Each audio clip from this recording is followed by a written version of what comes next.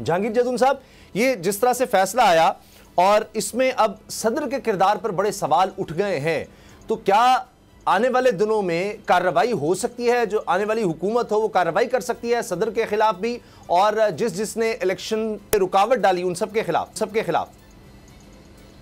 देखिए, उसमें आप सुप्रीम कोर्ट ने हियरिंग के दौरान भी एक ऑब्जर्वेशन दी थी कि जो पहला सुप्रीम कोर्ट का आर्डर था, चाहे वो सैगरी करें ना करें, लेकिन उन्होंने कहा जी कोई पार्टी कंटेम्प्ट ऑफ कोर्ट में हमारे पास नहीं आई कि 14 मई का जो इलेक्शन का आर्डर था वो क्यों नहीं इम्प्लीमेंट हुआ।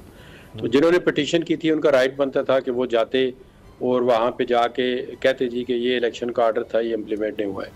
तो सदर का जो असम्बली का वो तो ये वाला जो मैटर था वो उस तरह नहीं था कि सदर के कोई असम्बली डिसोल्यूशन को डिस्कस की, वो ऑलरेडी डिसोल्यूशन का फैसला हो चुका है। लेकिन एनीवे उन्होंने एक जनरली, क्योंकि सदर जो है फेडरेशन का हिस्सा है, तो उन्होंने उसके कॉन्स्टिट्यूशन रोल पे बात की है।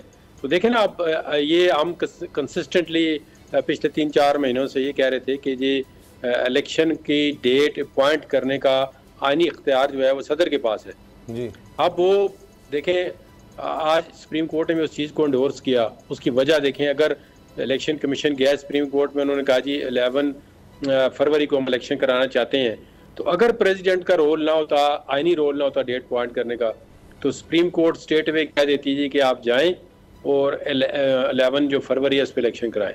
लेकिन सुप्रीम कोर्ट ने क्या कहा, उन्होंने कहा जी ये तो प्रेसिडेंट का काम है, वो जब वहाँ पे आप जाएं मशवरा करें।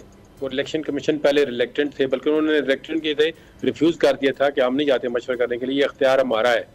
एक तो ये चीज़ सेटल हो गई है कि प्रेसिडेंट का अख्तियार था। अब प्रेसिडेंट ने अपना अख्तियार नहीं इस्तेमाल किया आईनी, तो उसकी वजूहत प्रेसिडेंट साहब तो डिफरेंट देते हैं, लेकिन उनको, हमारा तो ये कंसिस्टेंट व्यू है कि उनको अपना आईनी अख्तियार इस्तेमाल करना चाहिए था।